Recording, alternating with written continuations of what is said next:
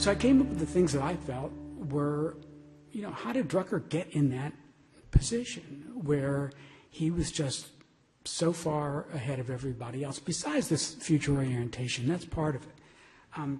So these are my suggestions to people. I flesh it out in the book. Number one is you diversify your efforts and outputs. If you follow Drucker much, you know that he published in a tremendous, besides all the books, 39, 40, whatever books, he published in a number of different publications: Harvard Business Review, Atlantic, Forbes, Fortune. It went on and on and on. Wall Street Journal, 20 years as a columnist for the Wall Street Journal. So what somebody might not have seen in one publication, they would see in another. You develop a powerful personal brand. He might not have been crazy about this personal branding, thing in relation to him or even as a concept, but it's true. As you know, just rightly or wrongly, for so many of us, we're all knowledge, Drucker's term, knowledge workers. That's what all of us are here in this room. And rightly or wrongly, the concept of the personal brand, it just holds. For Drucker, obviously, a lot went into that. Integrity as a base, certainly. Hopefully that's part of our personal brand. So that's one part of it as well. Another part is maintaining a global outlook and worldview.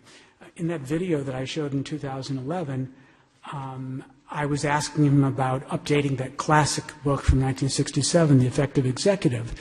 And I said, well, what about all the changes in the years of things like telecommunications? And he said that was important. He said, but maintaining a global worldview and outlook was more important than that. Really thinking globally.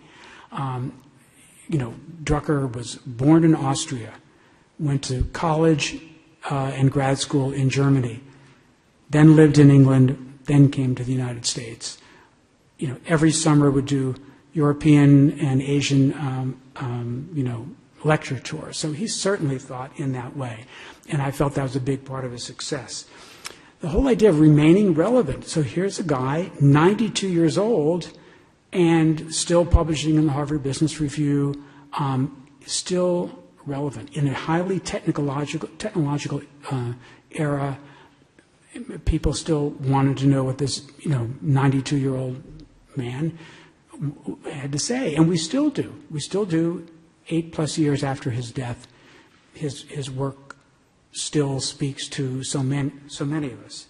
So how do we remain relevant? And again, that's part of that are things that you have to develop on your own, obviously, but I explained it a little bit more in the book.